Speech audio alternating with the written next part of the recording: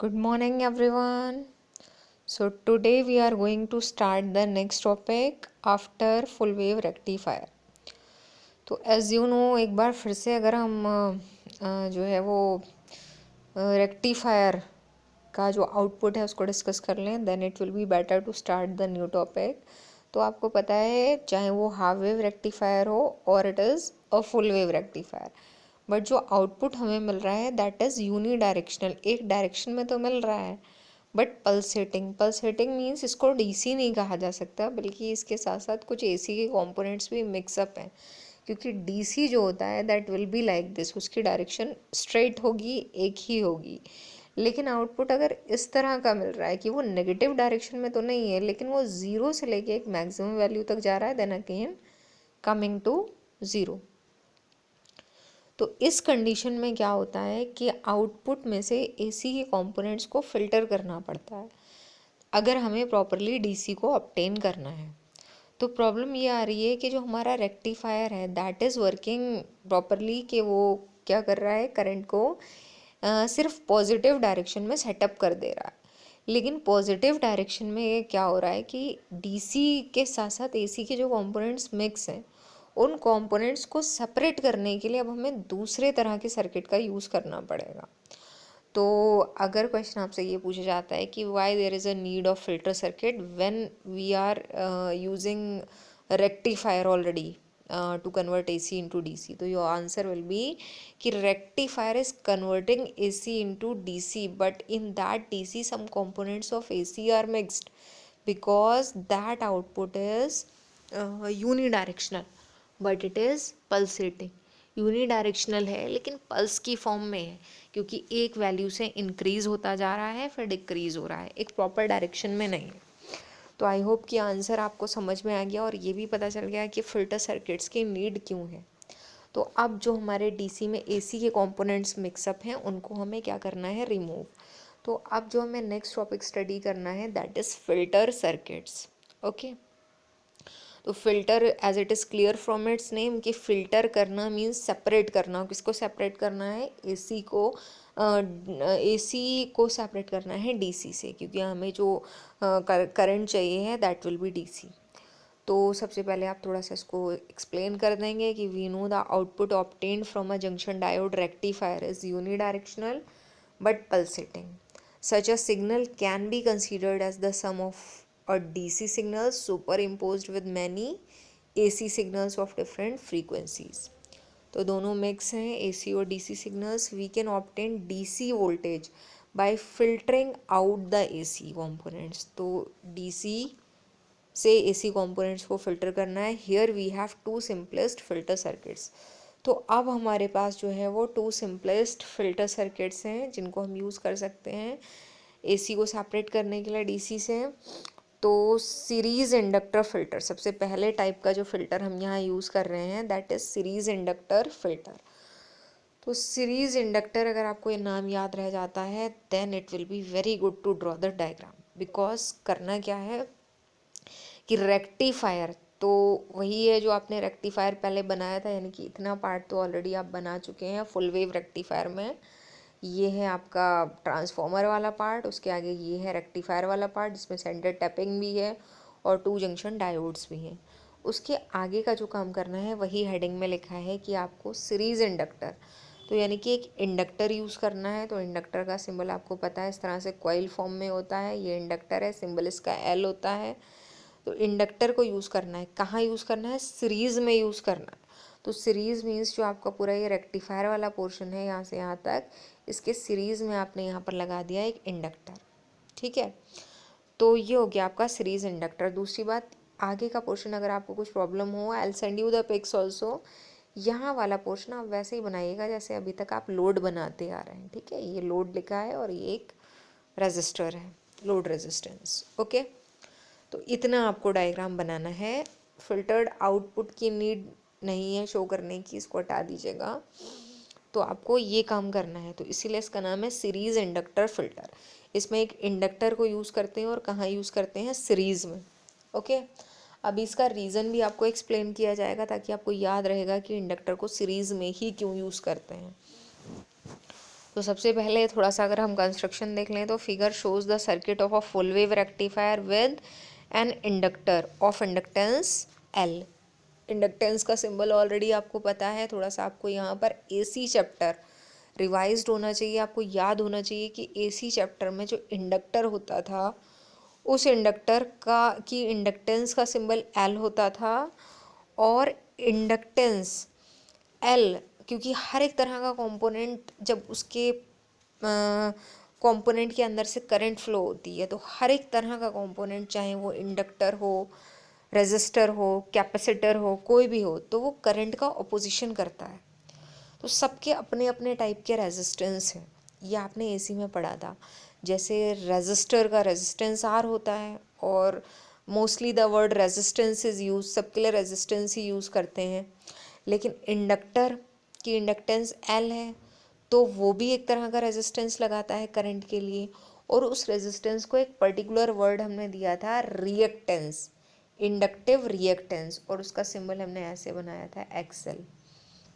उसका एक फॉर्मूला भी था, वो होता है XL is equal to 2πfl। 2πfl, F क्या है यहाँ पर फ्रीक्वेंसी है, और एल क्या है इंडक्टेंस। ओके। इसी तरह से कैपेसिटर जो है वो भी अपोज करता है करंट का, उसको कैपेसिटिव रिएक्टेंस बोलते हैं, उसका सिंबल एक्सी था। तो फिलहाल हम यहाँ इंडक्टर को डिस्कस करेंगे। तो इतना आपको पता होना चाहिए, इंडक्टर की इंडक्टेंस एल है, और वो क्या करेगा, जब इसके अंदर से करंट पास होगी तो उस करंट को अपोज करेगा। ओके। तो यहाँ लिखा है कि figure shows the circuit of a full wave rectifier with an inductor of inductance L connected in series with its load resistance R L. इसके अक्रॉस हमें आउटपुट लेना है। Inductance L offers a reactance XL is equal to 2πfl। ये आपको पता है, inductance L है तो वो एक रिएक्टेंस ऑफर करेगा, कितना, 2πfl, to the flow of current through it. इससे जो भी करंट फ्लो हो रही, तो आपको पता है इससे करंट कौन सी फ्लो होगी, वही करंट जो यूनी डायरेक्शनल है लेकिन पल्सेटिंग है, जो मिक्स है एसी और डीसी, वो इससे फ्लो हो रही है। अब जब ऐसी करंट इससे फ्लो होगी जिसमें एसी और डीसी दोनों मिक्स हैं, तब क्या होता है, तो आपको पता है कि एक्सएल यानी कि जो इसका रेजिस्टेंस है वो किसके डायरेक्टली प्रोपोर्शनल है, एफ और एल के। एफ मीन्स क्या है यहाँ पर, फ्रीक्वेंसी। तो फ्रीक्वेंसी का ही मेन रोल होता है एसी और डीसी में। आपको पता है एसी की फ्रीक्वेंसी होती है इन्फिनिट, बहुत हाई, क्योंकि एसी लगातार डायरेक्शन चेंज करती है, और डीसी की फ्रीक्वेंसी होती है ज़ीरो, क्योंकि डीसी एक ही डायरेक्शन में फ्लो होती है। तो सोचिए, जिसकी फ्रीक्वेंसी ज़ीरो है उसके लिए तो रिएक्टेंस ज़ीरो हो जाएगा, डायरेक्टली प्रोपोर्शनल हो गया। XL is equal to 2πfl, अगर एफ ज़ीरो हो जाएगा तो एक्सएल भी ज़ीरो। तो एफ ज़ीरो किसके लिए है, डीसी के लिए। तो जब डीसी इससे पास होती है इंडक्टर से, तो उस पर तो कोई भी रिएक्टेंस लगेगा ही नहीं, मतलब उस पर कोई भी ऑपोजिशन नहीं लगेगा, वो सीधी सीधी यहाँ से पास हो जाएगी। लेकिन अगर हम बात करें एसी की, तो एसी के लिए एफ क्या है, इन्फिनिट, तो उसके लिए रिएक्टेंस भी कैसा लगेगा, इन्फिनिट। तो एसी तो इससे बिल्कुल भी बाहर नहीं निकल पाएगी। तो क्या होता है कि जब वो मिक्स वाली करंट यहाँ से फ्लो होती है, तो डीसी डीसी जितनी भी है प्योर डीसी वो बाहर निकल जाती है, लोड के अक्रॉस मिल जाएगी।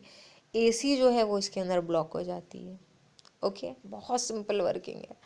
तो क्या होता है कि जितने एसी के कंपोनेंट्स है वो ब्लॉक कर लिया सर्किट ने, और डीसी जितनी थी, डीसी के कंपोनेंट्स वो सारे बाहर निकल गए, और हमें यही काम करना था, सेपरेट करना था दोनों को।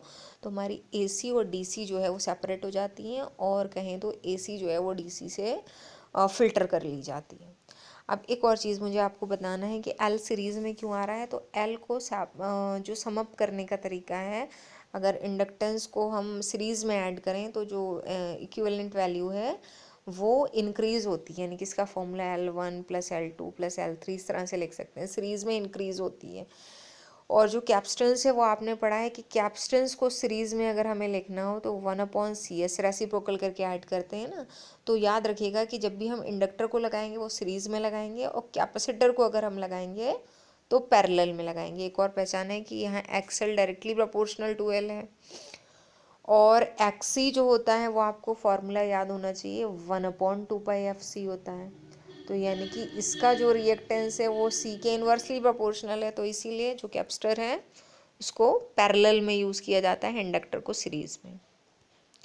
तो इसके आगे जो मैंने आपको बताया है वही यहाँ लिखा है कि the inductance L offers a reactance this to the flow of current through it, clearly it blocks high frequency AC component, AC को ब्लॉक कर देती है, एंड अलाउज लो फ्रीक्वेंसी जिसकी फ्रीक्वेंसी कम है DC component to pass through it, a smooth DC voltage appears across the load resistance. तो pure जो DC voltage है वही अपीयर होगा लोड के अक्रॉस। अब दूसरा है शंट कैपेसिटर फिल्टर। शंट का मतलब इसकी जो वैल्यू है, जो कैपेसिटेंस है वो बहुत कम है। शंट वर्ड इसी के लिए यूज़ होता है। तो एक बार मैं सर्किट आपको बड़ा करके यहाँ दिखा दे रही हूँ। ये भी वैसा ही डायग्राम है। इसमें आपको इतना पार्ट ट्रांसफॉर्मर का बनाना है, इतना पार्ट रेक्टिफायर का है, और कैपेसिटर को कैसे लगाया है, पैरेलल में इस तरह से लगाना है। और ये है लोड जिसके अक्रॉस आपको आउटपुट मिलेगा। तो वर्किंग आई होप कि उसी के जैसी है। तो आप इमेजिन कर सकते हैं इसमें क्या हो रहा होगा, क्योंकि इसका जो रिएक्टेंस है उसका फॉर्मूला होता है 1/2πfc। तो 1/2πfc का मतलब कि जिसकी फ्रीक्वेंसी कम है या ज़ीरो है उसके लिए रिएक्टेंस कैसा होगा, इनफाइनाइट, इन्वर्सली प्रोपोर्शनल है। जिसकी फ्रीक्वेंसी कम उसके लिए रेजिस्टेंस ज़्यादा। फ्रीक्वेंसी कम किसकी है, डीसी की। तो डीसी के लिए सबसे ज़्यादा रेजिस्टेंस लगाता है, यानी कि अब यहाँ क्या होगा, यहाँ डीसी ब्लॉक हो जाएगी अंदर ही, बाहर ही नहीं निकल पाएगी। और जिसकी फ्रीक्वेंसी ज़्यादा है, इन्फिनिट है, इन्फिनिट किसकी है, एसी की, तो उसके लिए रेजिस्टेंस कैसा हो जाएगा, ज़ीरो। तो यहाँ एसी तो पार होके बाहर निकल जाती है और जो डीसी है वो अंदर ही ब्लॉक कर ली जाती है। तो कुल मिलाकर हमें क्या करना है, सेपरेट। तो जो एसी है उसके कंपोनेंट्स डीसी से अलग हो जाते हैं, यही इसकी वर्किंग है। सी पैरेलल में क्यों है, दैट इज़ ऑलरेडी टोल्ड, क्योंकि यहाँ सी और एक्सी जो है वो इन्वर्सली प्रोपोर्शनल है। तो यही वर्किंग आपको यहाँ पर लिखनी है, जो मैंने यहाँ पर लिख कर आपको दिखा दी है। उसमें लिखा है कि given figure shows the circuit of a full wave rectifier with a capacitor of capacitance C connected in parallel with a load resistance RL. तो जो सी है वो लोड के साथ पैरेलल लगा है। कैपेसिटर की रिएक्टेंस इतनी होती है, XC is equal to 1/2πfc। यहाँ रिकॉल होना चाहिए आपका चैप्टर, क्योंकि जब सब कुछ आप नया पढ़ेंगे तो प्रॉब्लम होगी आपको, इसलिए थोड़ा सा याद होना चाहिए कि रिएक्टेंस का फॉर्मूला क्या था। हाई कैपेसिटेंस सी, अब क्या होता है कि हाई कैपेसिटेंस है सी तो ऑफर करती है लो इम्पीडेंस। आप यहाँ वर्ड रिएक्टेंस भी लिख सकते हैं, नो प्रॉब्लम एट ऑल। सबका मीनिंग याद होगा आपको कि जो आपका चैप्टर था एसी, उसमें रेजिस्टेंस, रिएक्टेंस, इम्पीडेंस, इन सब का मतलब एक ही था, और वो क्या था, ऑपोजिशन ऑफ करंट। तो यहाँ आप रिएक्टेंस लिख सकते हैं। तो जो कैपेसिटर है वो लो रिएक्टेंस, लो ऑपोजिशन किसको लगाता है, एसी को, हाई फ्रीक्वेंसी एसी। बट लेकिन हाई रिएक्टेंस किसको लगाता है, लो फ्रीक्वेंसी डीसी जिसकी फ्रीक्वेंसी कम है। तो AC component is filtered through C. यहाँ सी का मतलब है कैपेसिटर से। तो AC component is filtered through C. A smooth DC voltage appears at the load resistance RL. तो लोड रेजिस्टेंस के अक्रॉस क्या होता है, स्मूथ वोल्टेज अपीयर होता है। तो ये हमारा टॉपिक जो है, दोनों इम्पॉर्टेंट टॉपिक थे आपका फिल्टर सर्किट, वो हमारा टॉपिक यहाँ पर फिनिश हो चुका है। अब जो आपको नेक्स्ट टॉपिक स्टार्ट करना है, by today I am not starting this topic, क्योंकि आपके लिए एक दिन में एक टॉपिक को अंडरस्टैंड करना दिस इज़ वेरी इंपॉर्टेंट और टफ भी है। तो अगर हम बहुत सारी चीज़ें एक साथ लेकर चलेंगे तो इट विल बी टफ। आपको एक काम करना है, ये न्यू हेडिंग लिख लेना है। जो डायग्राम्स आपको अवेलेबल कराए जा रहे हैं वो आप अगर ऑलरेडी बना लेंगे तो, क्योंकि हमारा अब जो सिलेबस रह गया दैट इज़ वेरी लेस, इसमें हमारे पास बस अब एक चीज़ बची है, जो आपके डिवाइसेस हैं जो इस पर वर्क करती हैं, पीएन जंक्शन का यूज़ जिनमें होता है, एप्लीकेशन है फोटो डायोड्स, सोलर सेल और एलईडी। ये 3 वर्किंग्स रह गई हैं बस। तो एक हेडिंग है आपका cause of reverse breakdown of a junction diode. Reverse breakdown मैंने आपको बताया था कि जो ब्रेकडाउन होता है उसका रीज़न क्या है। ब्रेकडाउन 2 तरीके का होता है, जेनर ब्रेकडाउन और एवलांशिया ब्रेकडाउन। तो जेनर तो सिलेबस से निकल चुका है, जेनर डायोड और जेनर डायोड का यूज़। लेकिन अगर आप जेनर ब्रेकडाउन नहीं पढ़ेंगे तो प्रॉब्लम हो सकती है, क्योंकि कॉन्सेप्चुअल क्वेश्चन जेनर ब्रेकडाउन और एवलांशिया ब्रेकडाउन, क्योंकि ब्रेकडाउन आपके सिलेबस में है, रिवर्स बाइसिंग आपके सिलेबस में है, तो थोड़ा रिलेटेड पोर्शन आपको स्टडी करना पड़ेगा। तो कॉज ऑफ रिवर्स ब्रेकडाउन, जब रिवर्स करंट फ्लो होती है ना, तो आपने ग्राफ में देखा है कि ग्राफ इस तरह से आना स्टार्ट हो जाता है, पहले बहुत कम करंट है, फिर सडनली बढ़ जाती है, और ये वोल्टेज कहलाता है ब्रेकडाउन वोल्टेज। तो मैंने आपसे कहा था कि आप कभी इतना समझ लीजिए कि ब्रेकडाउन का मतलब बॉन्ड्स का ब्रेक होना है, तो प्रॉपरली क्या प्रोसेस होता है वो आपको यहाँ स्टडी करना है, ठीक है। तो ये टॉपिक स्टार्ट करते हैं नेक्स्ट टर्न से।